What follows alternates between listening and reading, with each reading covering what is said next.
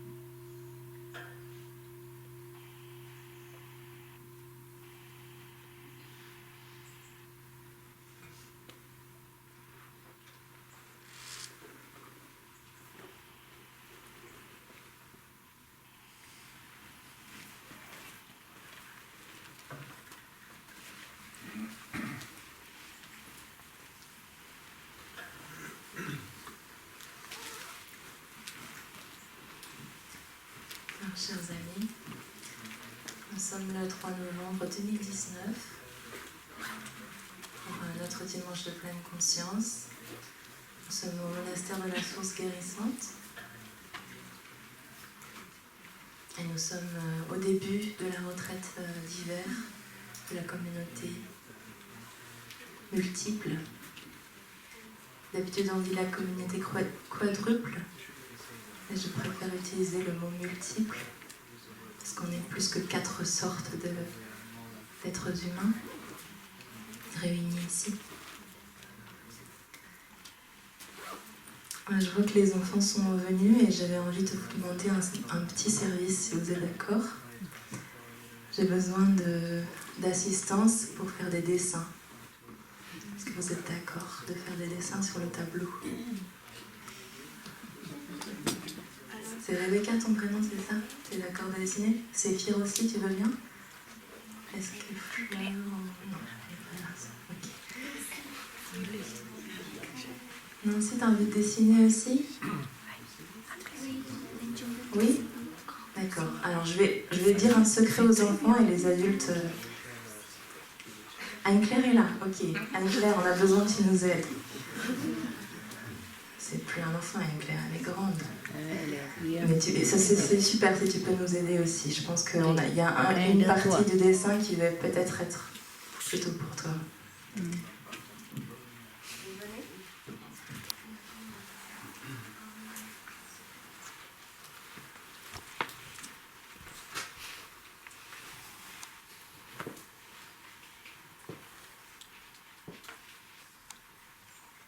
Je vais leur dire un secret, vous n'écoutez pas, d'accord?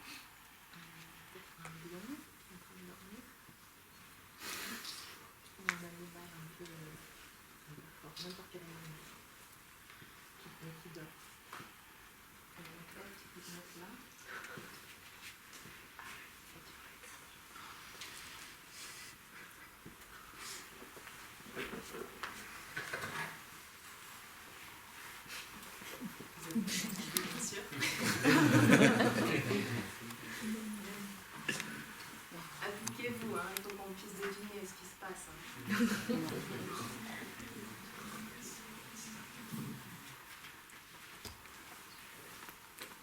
Pendant que les enfants dessinent, je voudrais raconter un petit peu une histoire.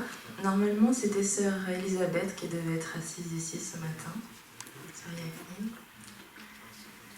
Et puis, elle est allée s'occuper de sa maman qui n'est pas en super forme. Elle a une maman qui a 97 ans et qui est toujours assez vive et qui vit seule dans son appartement, qui vit seule depuis bien longtemps et parfois ça peut être très difficile la solitude. Je ne sais pas si c'est les dessins qui sont plus captivants. Oui, c'est les dessins.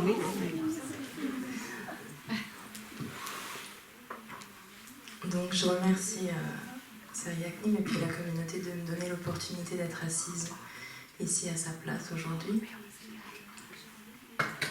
Et je dois dire que j'ai beaucoup le trac aujourd'hui. Ça fait longtemps que j'ai pas eu l'opportunité de partager les enseignements et la pratique avec la communauté. Il y a 1 an exactement, j'étais en Thaïlande. J'avais passé la retraite des pluies là-bas. La retraite des pluies en Thaïlande, elle commence au mois de juillet. Et donc j'ai passé 3 mois vraiment très riches de la retraite des pluies. Beaucoup appris. J'ai beaucoup eu de joie, de découverte. Et puis j'ai eu l'opportunité aussi d'enseigner pour les jeunes novices qui testent, entre guillemets, la vie monastique pendant 3 mois seulement.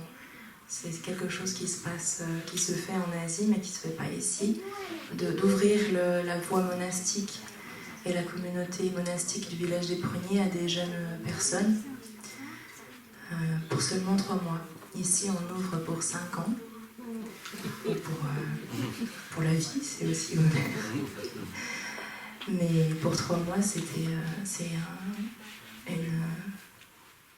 une belle opportunité, une belle porte qui est là en Thaïlande.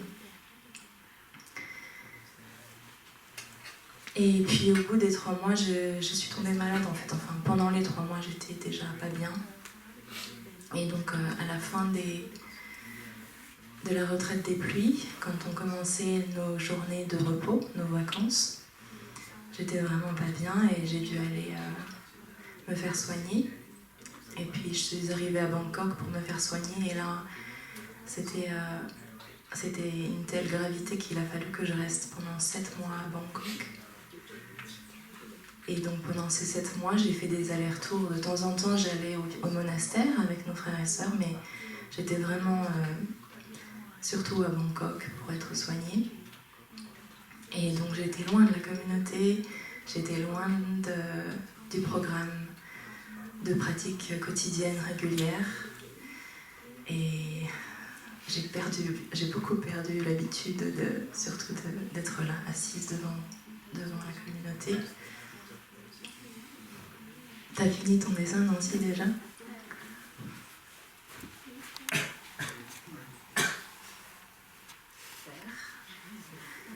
Super.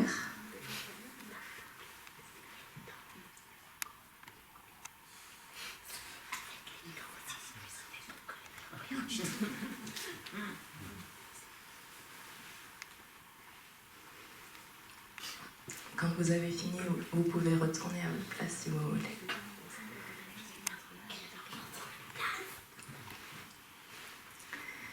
Donc ça a été une période de pratique très différente. Le fait de ne pas être au sein de la communauté, de ne pas avoir un programme quotidien où je me lève à une certaine heure, je médite à une certaine heure. Je suis entourée de personnes qui font la même pratique, qui mangent en pleine conscience, qui ne prennent pas la voiture. Tout ça, c'était très loin de moi. Et pourtant, j'ai j'ai vraiment réussi à sentir que la pratique continuait de me porter, que la communauté continuait d'être vraiment avec moi.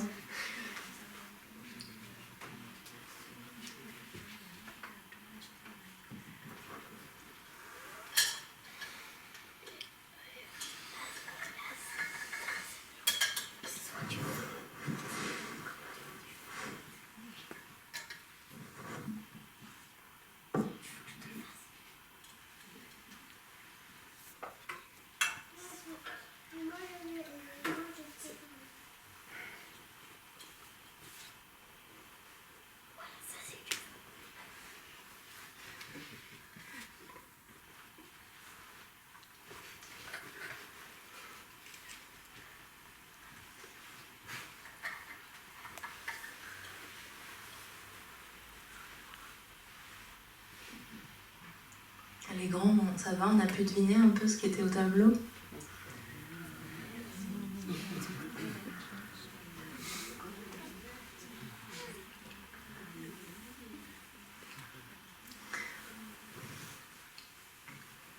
En fait, je leur ai demandé de faire ces dessins pour illustrer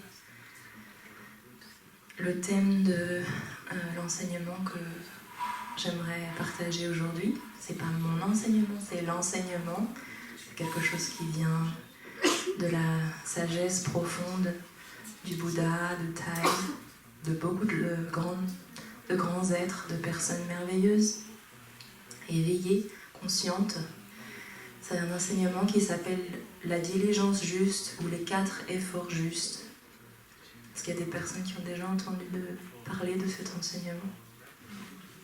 Un peu, moyen, beaucoup, la folie.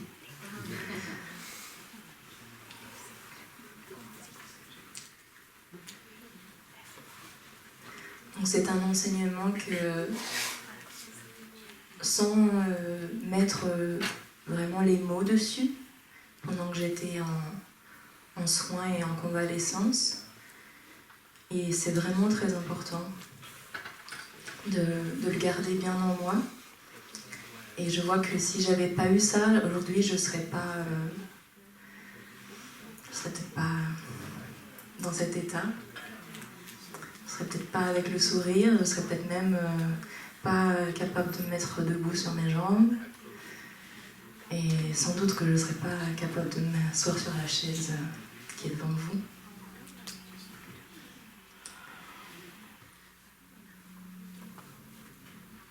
Quand on pense à la pratique spirituelle, à la pleine conscience, quand on se dit pratiquant bouddhiste, par exemple, qu'est-ce que ça veut dire pour soi? Peut-être posez-vous la question, prenez une minute pour vous dire qu'est-ce que ça veut dire pour moi d'être un pratiquant, d'être une pratiquante, de vouloir intégrer ça dans ma vie. Est-ce que ça veut dire que je veux prendre certains moments pour pouvoir me faire du bien, pour pouvoir méditer, pour pouvoir étudier les enseignements de sagesse?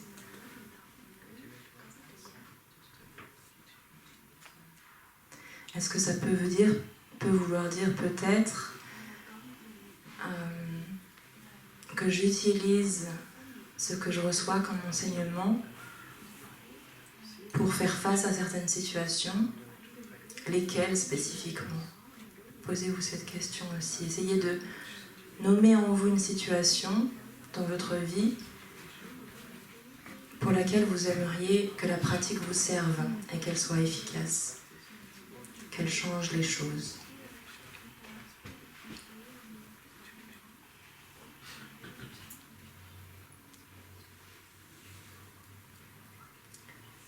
Dans le cas de mon histoire, c'est vrai que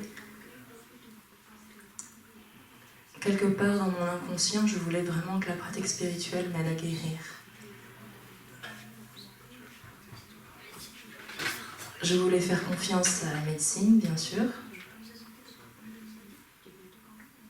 mais je voulais avant tout faire confiance à moi-même, à la force de mon esprit et de mon corps, pour que la médecine que je prenais, l'acupuncture, les remèdes de médecine chinoise, ils marchent.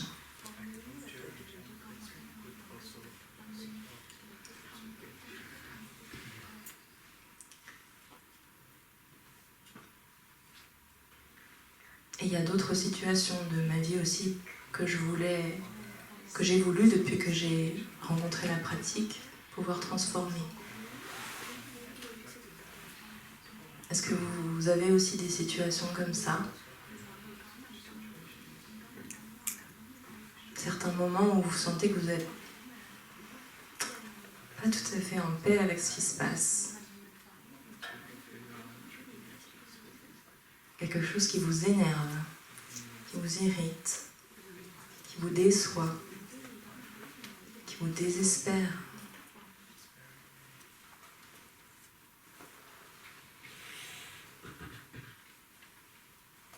Moi, j'ai plein de choses comme ça qui me désespèrent, qui m'irritent.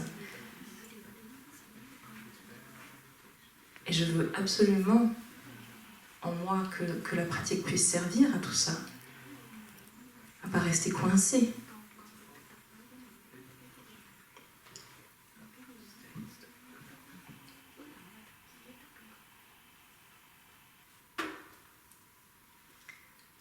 Mais en même temps,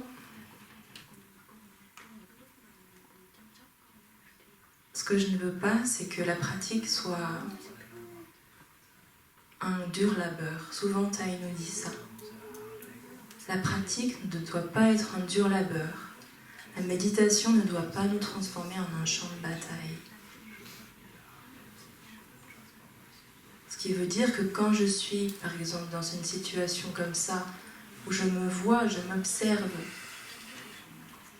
me transformer en une sorte de dragon qui crache du feu, je ne veux pas encore plus être en colère d'être ce dragon qui crache du feu. Être encore plus déçue de moi-même parce que je m'irrite pour quelque chose de très petit. Ce matin, je me suis irritée parce que la porte avait été restée ouverte alors qu'il fait froid et que la maison est chauffée. Et puis, en fait, la porte était ouverte et puis j'ai fermé. Et puis elle était ouverte de nouveau, alors j'ai dit « Mais on ferme la porte, il y a du chauffage !» J'ai fermé la porte. Et puis j'ai vu que je m'étais énervée. Et puis après j'ai vu que la porte, en fait, elle tient pas bien. Et j'ai surtout vu que c'était juste un petit élément et qu'il y avait quelque chose de plus gros derrière ça, que c'était mon état d'être qui était pas bien. C'était pas la porte, c'était pas la personne.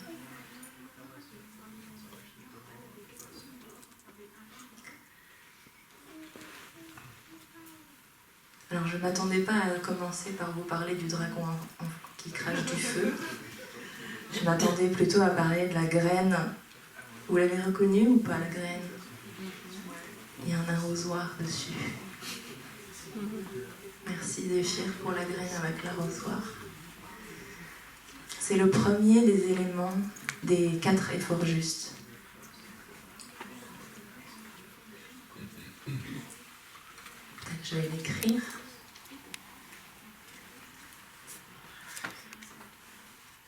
Ça, c'est une graine d'un légume ou une fleur. Ou alors, c'est un abricotier. C'est un abricotier. Ah oui, c'est vrai, j'aurais dû le reconnaître. Noyau d'abricot. Donc, quand...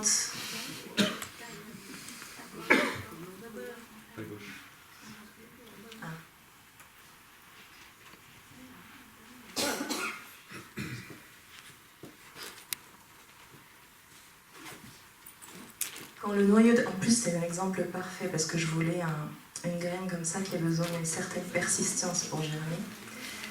Quand le noyau d'abricot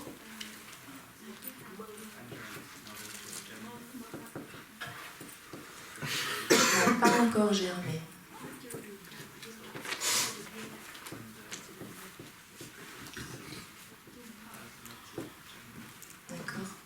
Ça, c'est le premier des efforts justes dans la pratique.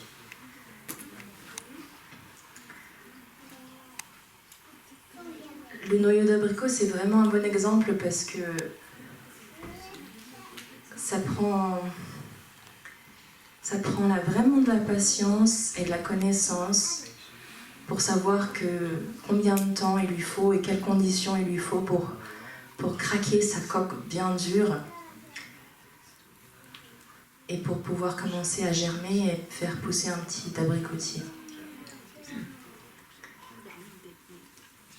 Quand on fait pousser un arbre, on ne peut pas regarder la graine et lui dire « Mais qu'est-ce que t'attends ? Dépêche-toi !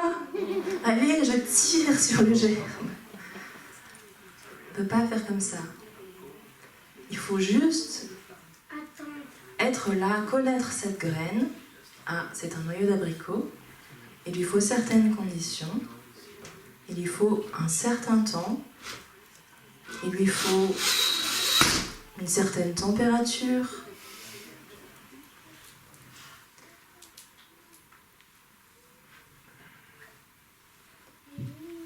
Et on laisse faire.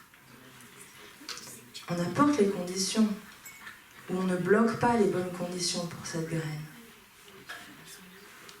Qu'est-ce que ça veut dire ? Ça veut dire que dans notre conscience, on a, comme ça nous est enseigné dans la psychologie du village des Pruniers, la psychologie bouddhiste, on a toutes ces graines, ces semences bénéfiques dans notre conscience.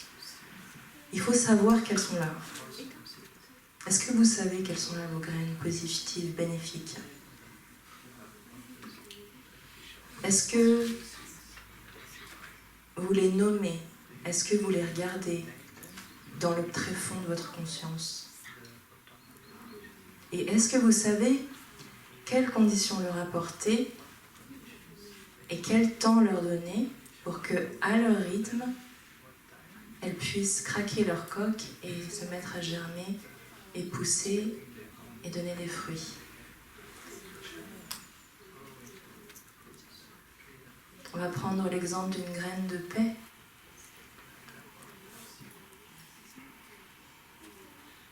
Est-ce que vous pensez tous que vous avez une graine de paix dans votre conscience ? Vous la connaissez ?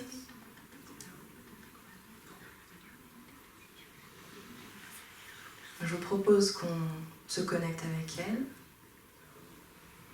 peut-être en fermant les yeux. On va écouter notre souffle. On va avoir un son de la cloche pour nous aider à sentir notre respiration naturelle, normale, et entendre la graine de paix qui dort dans la conscience. Peut-être qu'elle est déjà bien réveillée, remarquez. Et on va lui donner des conditions en plus, en étant simplement la présence à cette graine de paix.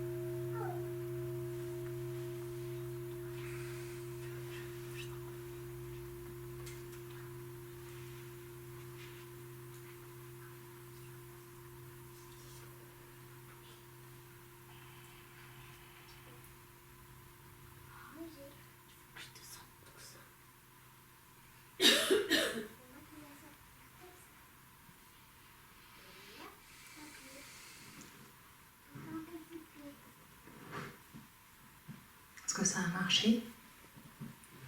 Je ne sais pas pour vous. Ce qui s'est passé pour moi, juste à l'instant, c'est que il y avait des espèces de brouillards de couleur un peu glauque qui avaient envie de venir s'inviter là. Et puis moi, je disais, mais Non, je viens de dire que je voulais toucher ma graine de paix, la faire être entourée des bonnes conditions, et ce brouillard-là, il m'encombre. Poussez-moi ça du milieu. Et donc c'était de nouveau le combat intérieur un petit peu. Alors, ce que je voudrais vous dire, c'est que c'est pas grave, ça. Parce qu'une fois de plus, on ne médite pas pour se transformer en champ de bataille contre les mauvaises graines, contre les brouillards grisâtres, la boue salissante. Non. On médite pour faire de l'espace pour les bonnes graines, pour leur offrir plus de conditions favorables. Donc si ça vous arrive, que vous avez des pensées comme ça qui reprennent le dessus, ne cherchez pas à leur donner un coup de pied pour les faire sortir. Juste gardez votre concentration, votre focalisation sur le fait d'être présent au souffle, d'être présent au corps, d'apporter la détente. Et c'est un effort bien moindre. C'est pour ça qu'on parle d'effort juste. C'est parce que c'est pas un gros effort, c'est pas un effort qui nous épuise. C'est la justesse, c'est la modération, c'est la pondération, c'est le bien-être. C'est un effort agréable.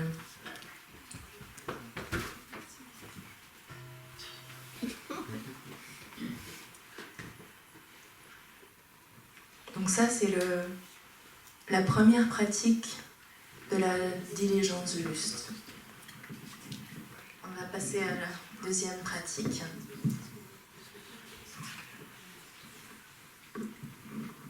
Avec la fleur de Nancy.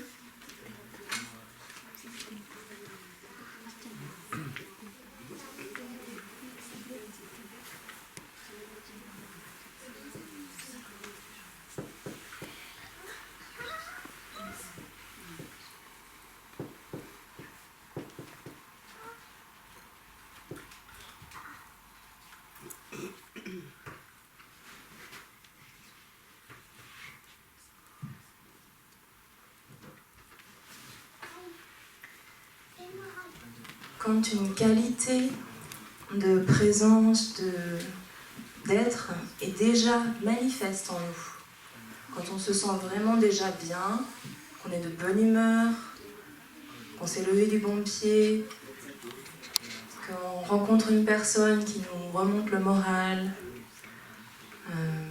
qu'on voit par exemple une vidéo qui nous inspire, qu'on voit la nature qui nous remplit de vitalité, que cette fleur d'un instant est déjà complètement épanouie. Qu'est-ce qu'on va faire dans ce moment-là? On va pas juste dire « Ah ouais, la fleur. Ouais, c'est vrai, elle est jolie. Et puis, bon, j'ai quelque chose de plus sérieux à faire, donc... Prendre le temps pour être avec une fleur.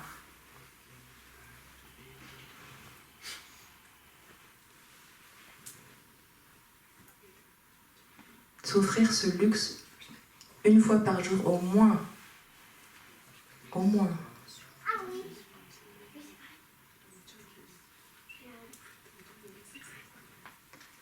Je me souviens de...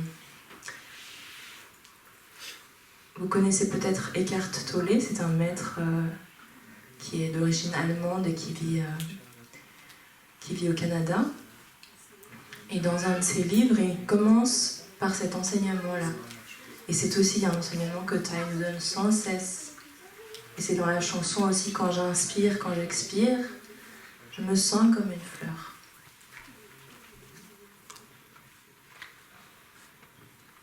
Mais si on ne sait pas le sens profond de cette pratique, et si on ne s'ouvre pas au sens de cette pratique, on va dire mais c'est complètement neuneux.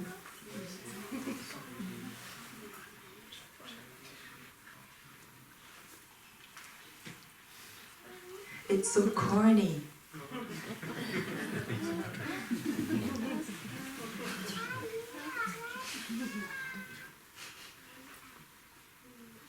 Pourquoi est-ce que je m'assoirais à regarder une fleur? Qu'est-ce que ça m'apporte? Faites-le et vous allez voir ce que ça vous apporte.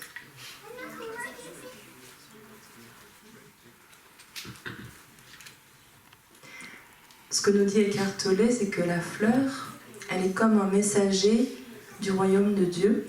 C'est aussi littéralement ce que dit Taille. Mais particulièrement parce que la fleur, elle est très éphémère. C'est une des manifestations de la nature qui est la plus éphémère. La plante, quelque part, elle est plus solide. Mais la fleur, elle éclot et rapidement, elle va se faner. Et elle offre le summum de sa beauté, toute la finesse, toute l'intelligence, toute la créativité de la nature. Elle se présente dans la fleur et puis elle passe.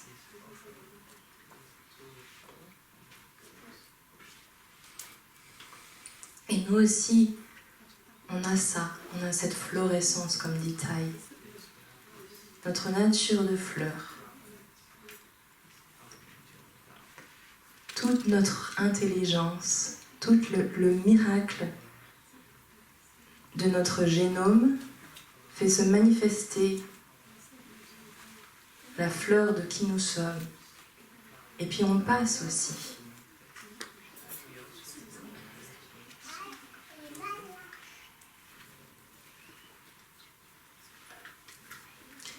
Donc dans la pratique de la diligence juste, quand on a déjà un moment où il y a quelque chose qui va bien, où on se sent en communion avec quelqu'un, où on offre un sourire, où on reçoit un sourire, comment faire pour que cette qualité-là, elle puisse vraiment être savourée à son plein potentiel et qu'on puisse aussi le faire durer si c'est possible. Et qu'on ne dise pas juste « Oh, mais oui, je l'ai vu, la fleur, bien sûr, je l'ai vu, je passe à autre chose. »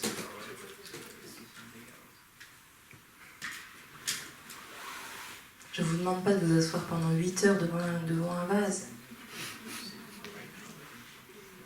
Mais juste d'avoir le temps de s'offrir un tout petit peu.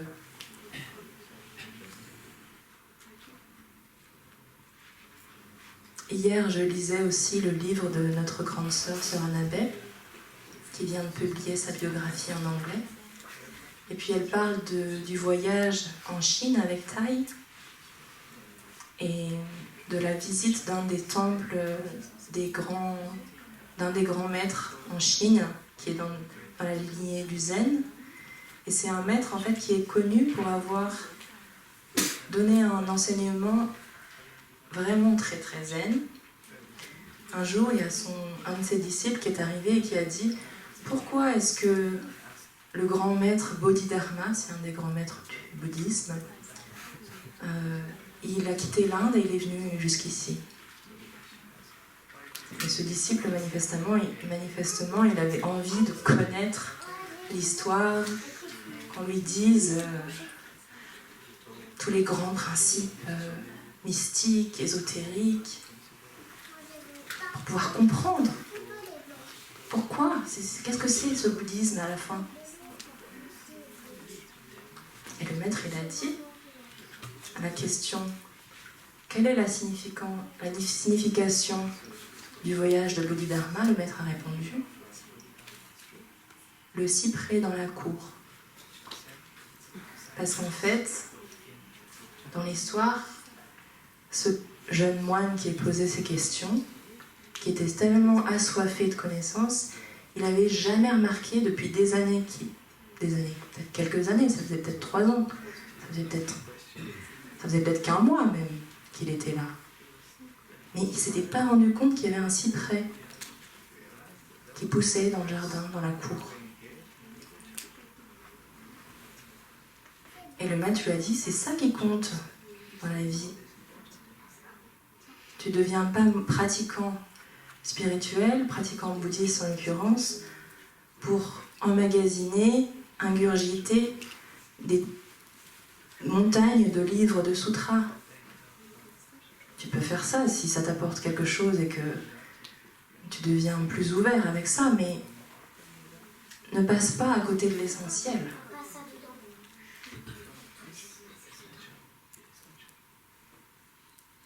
Je vous propose qu'on écoute un son de la cloche et on va regarder la fleur.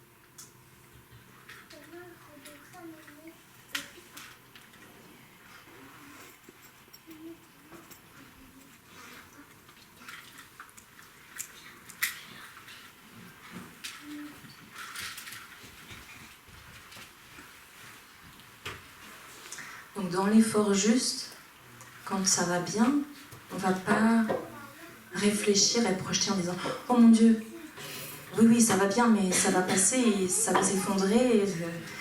Il faut absolument que je m'agrippe à ce moment de bonheur. » Parce que là, on perd la justesse, on perd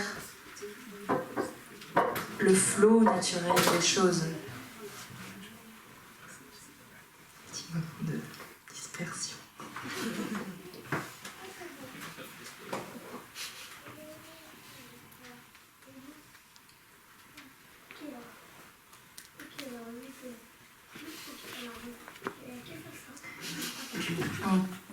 On apprécie pleinement que ce soit là et on continue avec la conscience de l'impermanence, on continue de donner les bonnes conditions pour que la graine pousse encore, pour que la fleur donne toute sa couleur, tout son parfum.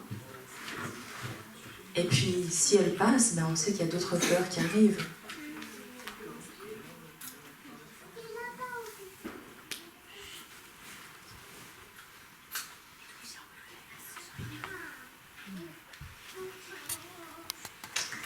Alors, d'habitude, dans l'enseignement, on va nous parler, dans la troisième étape, on va nous dire, quand une graine d'un état un peu négatif, d'un état de souffrance n'est pas encore manifestée, on s'assure de la laisser dormante. Moi, j'ai un petit peu changé l'illustration et j'ai dit, quand une bête féroce est en train de dormir, on la laisse dormir. Donc c'était censé être une bête féroce.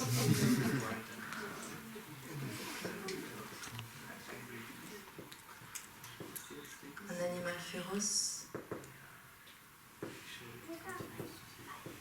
est endormi.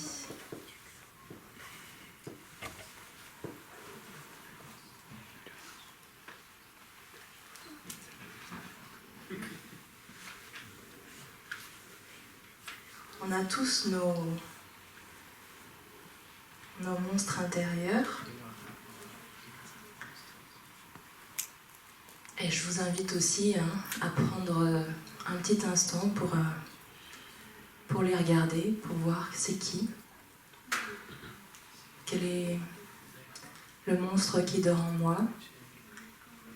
On a tous ces graines, ces potentiels de colère, de discrimination, de peur, de stress. On les a expérimentés, on les connaît en fait. Il n'y a pas besoin d'en avoir tellement peur parce qu'on les connaît déjà. Mais puisqu'ils sont endormis, j'espère, en cet instant, on va juste les regarder dormir et se dire quelles sont les choses que je peux éviter de faire?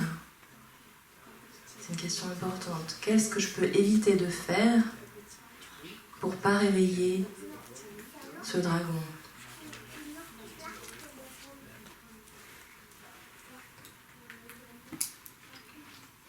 Ou qu'est-ce que je peux faire, en d'autres mots, et de façon plus concrète, qu'est-ce que je peux faire pour ne pas stimuler l'insécurité en moi?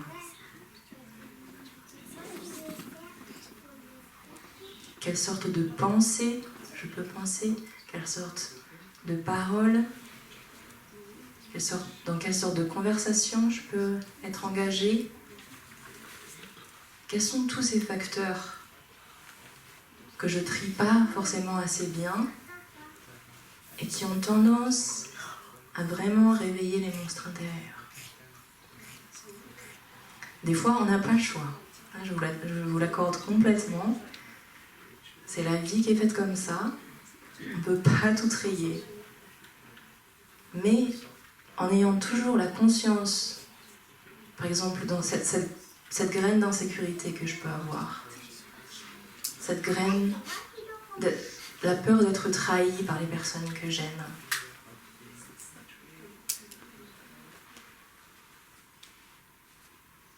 comment est-ce que je peux faire pour ne pas l'encourager? Qu'est-ce que je sais qui va être la phrase qui va venir en plein dessus? Et si je sais quelle est cette fameuse phrase quand l'autre dit quelque chose et que ça réveille une jalousie incroyable,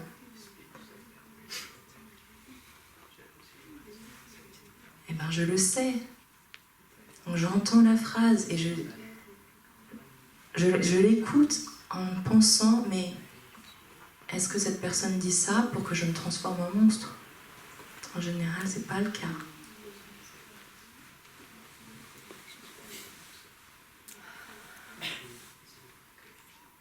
Donc qu'est-ce qu'elle a bien pu vouloir dire avec cette phrase-là? Est-ce qu'elle a besoin que j'entende quelque chose de chez elle?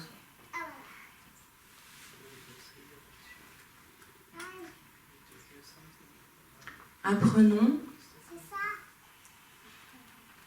c'est un petit peu se mettre dans les chaussures de l'autre personne, mais pas seulement. C'est rester soi-même et être capable de voir que la personne qui m'a dit cette phrase, qui m'irrite tellement, qui me provoque tellement, son intention est certainement autre chose. Est-ce que je peux m'arrêter et attendre qu'elle aille jusqu'au bout de son idée avant de tout de suite réagir, avant de tout de suite l'interrompre, avant de tout de suite claquer la porte, jeter un objet par terre, etc.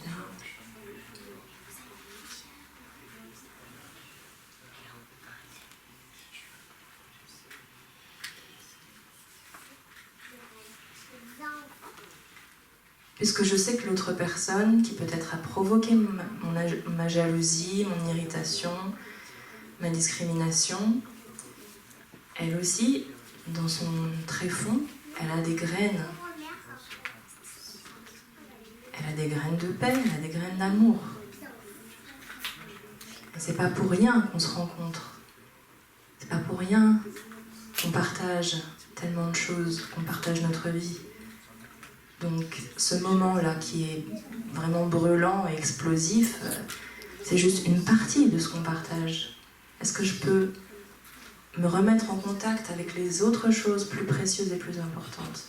Encore une fois, c'est l'essentiel. Est-ce que cette phrase qu'elle a dite, c'était l'essentiel de ce que nous partageons? C'est pas sûr.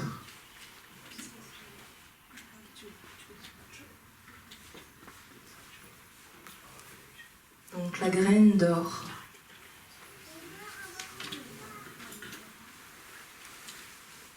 Je la connais, je la reconnais, je ne l'encourage pas,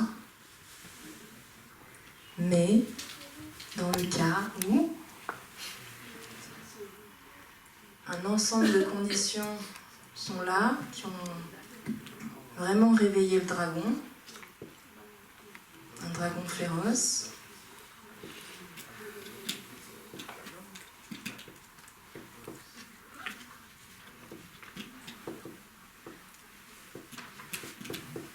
Il est vraiment très en colère.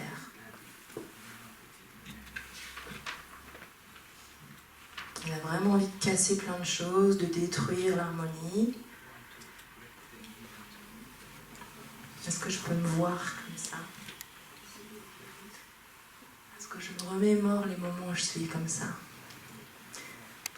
Ce qui est très important dans l'effort juste, c'est la justesse, ce n'est pas le jugement. Et ça tombe bien qu'ils aient la même racine, ces deux mots, la justesse. Ce n'est pas de juger ce qui est bien et mal. Ce n'est pas de se juger, de se blâmer, de se condamner, de se dire « je suis vraiment trop nulle, je suis encore tombée dans le panneau ». Et quand je suis en colère, la colère c'est une énergie qui fait que c'est détestable. Je me vois en colère comme ça, tellement tendue, avec des paroles qui sont pleines de mon ego. Et je me vois comme ça. Et l'ego, justement, il dit « mais t'es horrible !» L'effort juste, c'est « je ne vais pas juger. Oui, je suis en colère, et c'est très, très douloureux. Et ça fait vraiment mal, et c'est pas beau à voir. Mais je juge pas. Est-ce que c'est possible ?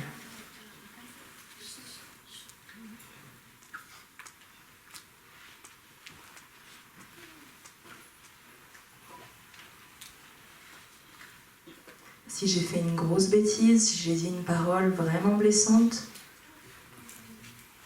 est-ce qu'un jugement, ça va arranger la situation? Ou est-ce que, juste à temps, je peux m'arrêter pour dire « Ah, voilà, mes graines non bénéfiques, mes formations mentales, mes états d'esprit non bénéfiques, ils sont en pleine manifestation, en plein développement.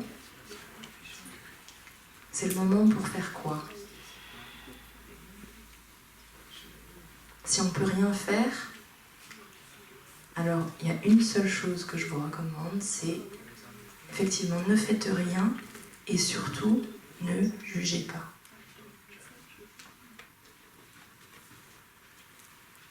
Ne vous jugez pas.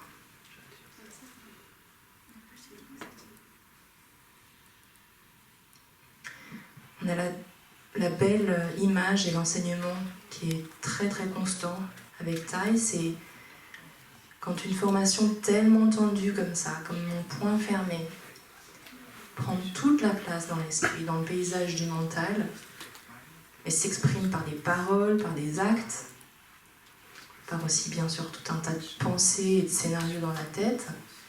C'est une tension vraiment très forte qui n'a besoin de quasiment rien pour exploser. On n'a pas besoin de la repousser, de la rejeter, mais on ne la juge pas et on invite autre chose juste pour être avec. Et cette autre chose, Thay fait cette image, ce geste, de sa main ouverte, extrêmement posée et tendre, qui est là pour la douleur, pour la colère, pour l'agressivité, pour la jalousie, pour la peur.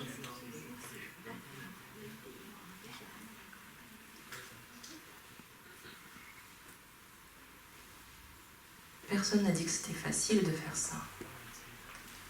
Mais c'est pas du tout impossible.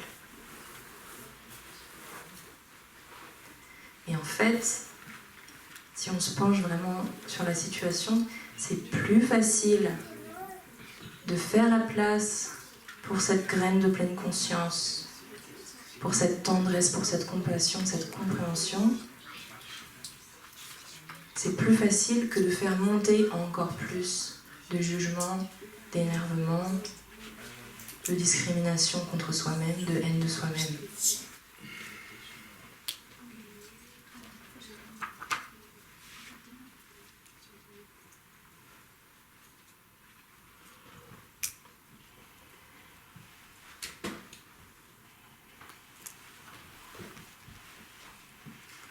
Le thème que je voulais vraiment partager aujourd'hui, c'est qui m'est venu comme ça, un peu comme une pensée proposée par l'inconscient,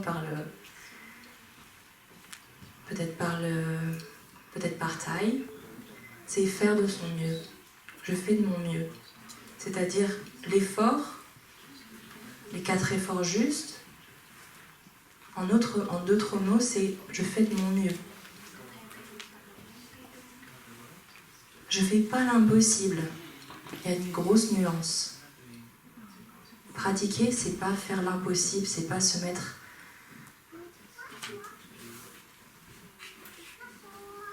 vraiment se plier en 4, se pousser, se forcer, se fatiguer.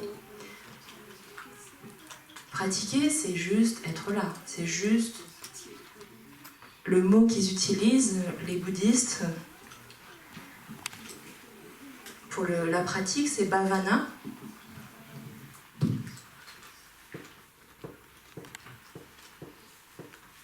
C'est le jardinage, c'est la culture. Et encore une fois, jardiner, c'est pas tirer sur la salade pour qu'elle pousse.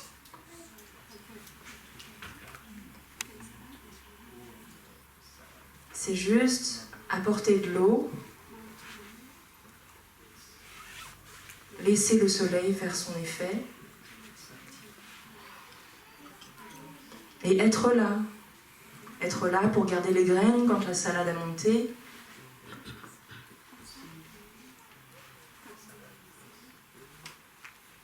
Être là pour admirer le jardin, pour faire la récolte, pour ramasser les betteraves, des blettes, des potirons. Savoir profiter de notre propre jardin. Nous sommes une merveille. Notre corps et notre esprit, notre conscience, c'est vraiment des miracles. Tout à l'heure, je vous disais, ça a l'air neuneux de s'arrêter pour regarder une fleur. Et ça a l'air neuneux aussi quand je vous dis, notre corps, notre esprit sont des merveilles. On peut s'arrêter pour les regarder, les admirer et se rendre compte. Mais faire de son mieux, ça veut dire que mon mieux, il existe. Et mon mieux, c'est ce corps et cette conscience. À l'état naturel, à l'état pleinement là.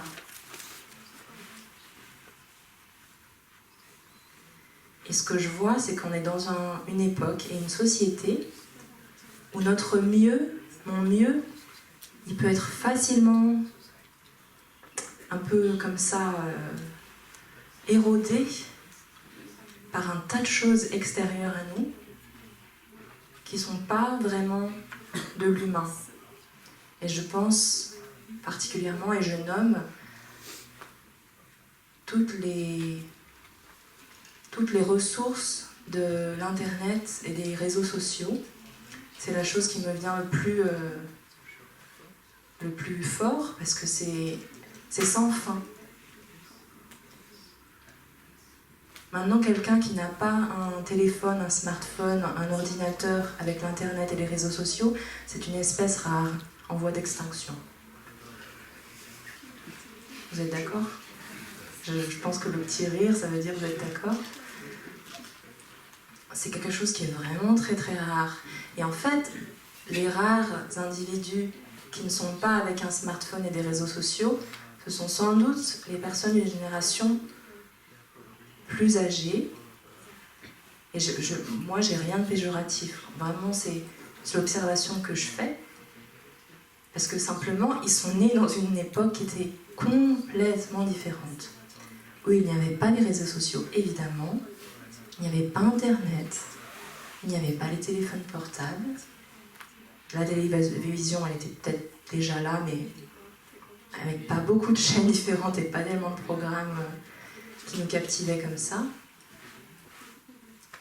Il y a même des personnes encore vivantes aujourd'hui qui sont nées dans des maisons où il n'y avait pas l'électricité, il n'y avait pas l'eau courante, il n'y avait sans doute pas de voiture individuelle, privée, dans beaucoup de cas. Donc, cette accélération de nos vies qui se sont remplies d'outils, qui donc sont les outils, c'est ce qui sert, ce qui est utile, qui est là pour nous servir, mais aujourd'hui on est en train de basculer si on ne fait pas attention.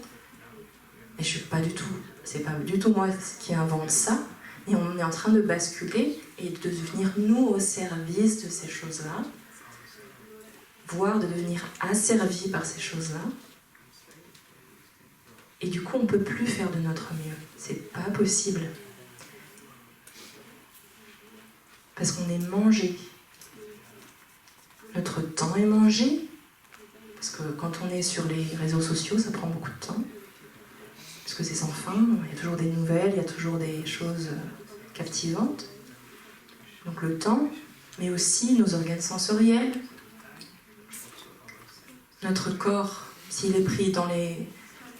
Si notre attention et notre cerveau est pris dans l'utilisation de réseaux sociaux, ça veut dire qu'on n'est pas en train de faire une marche à l'extérieur, on n'est pas en train de faire de la gymnastique, du tai chi, ce que vous voulez. Donc ce que je suis en train de dire, c'est vraiment un rappel pour moi-même avant tout, hein, parce que moi-même je suis victime de ça, mais je ne suis pas victime. C'est nous qui décidons. Nous sommes vraiment des êtres au libre arbitre. Donc ne donnons pas cet immense pouvoir de vie, de bonheur, à des choses qui ne sont pas nous. Faisons de notre mieux. Mais sans nous transformer en champ de bataille, sans nous juger.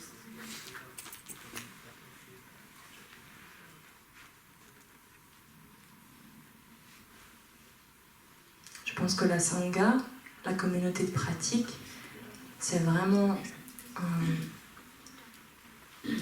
un joyau, il faut le dire, par rapport au fait que c'est l'environnement, les bonnes conditions pour ne pas être, excusez-moi l'expression, bouffé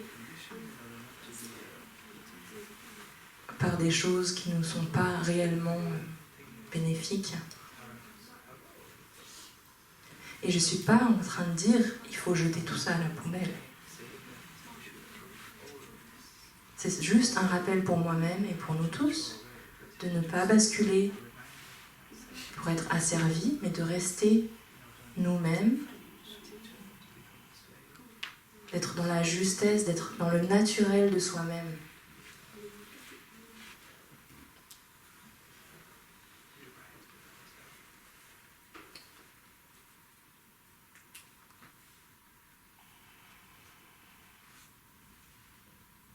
On est dans un moment vraiment charnière pour nous-mêmes en tant qu'individus, en tant qu'humanité. Et c'est une immense chance.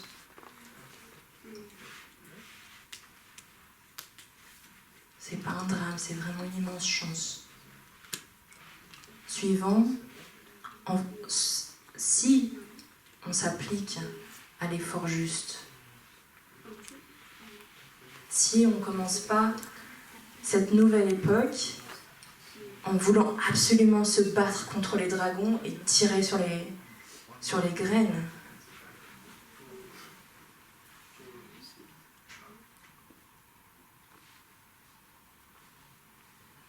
Et je me permets de passer un message qui est peut-être plus personnel,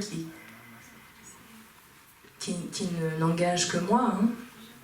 Mais je crois, quand j'observe justement le moment charnière que nous vivons tous ensemble, pour la planète et pour l'humanité, que il y a peut-être un piège de se battre vraiment avec beaucoup de colère contre un dragon. Et de vouloir imposer des choses que nous appelons bénéfiques, positives, constructives. De vouloir les forcer, je veux dire. Les forcer à soi-même, sur soi-même, et les forcer à d'autres. On a d'autres façons de faire. C'est pas qu'il ne faut pas changer la façon dont on s'est comporté jusqu'à maintenant. Mais je pense que le fait de se battre avec cette colère dans notre initiative pour changer, c'est juste, c'est encore la continuation du vieux système.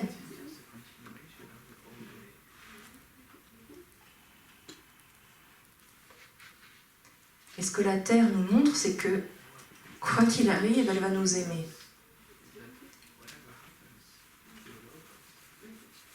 Quels que soient les moyens que nous mettions en œuvre, elle va nous aimer.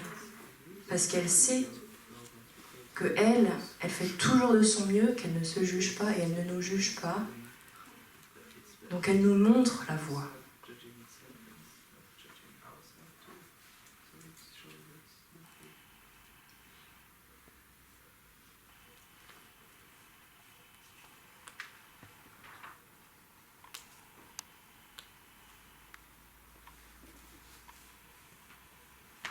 Donc pour conclure, comment faire de mon mieux avec nos pratiques, peut-être pour ceux d'entre vous, celles d'entre vous qui pratiquaient pendant les 3 mois de façon un peu plus intense, les 3 mois de la retraite d'hiver. La clé que je vous propose, que Thay nous propose, c'est l'effort juste. C'est-à-dire qu'on prend des pratiques comme la marche méditative, comme le repas en pleine conscience, la relaxation totale quand on va se coucher le soir, ou bien même l'étude, si vous avez envie d'étudier les textes, un livre de Thay ou quelque chose, de prendre quelque chose que vous choisissez parce que vous avez le cœur à ça, ça vous apporte une joie, et d'y aller douceur, avec douceur, de maintenir la diligence, l'assiduité, la régularité, mais ce n'est pas le dur labeur. Ça doit être agréable, en résumé. Faire de son mieux pour que ça nous fasse plaisir.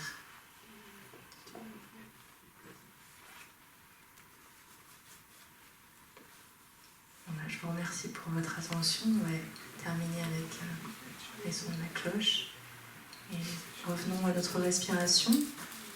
Ressentons-la vraiment avec douceur.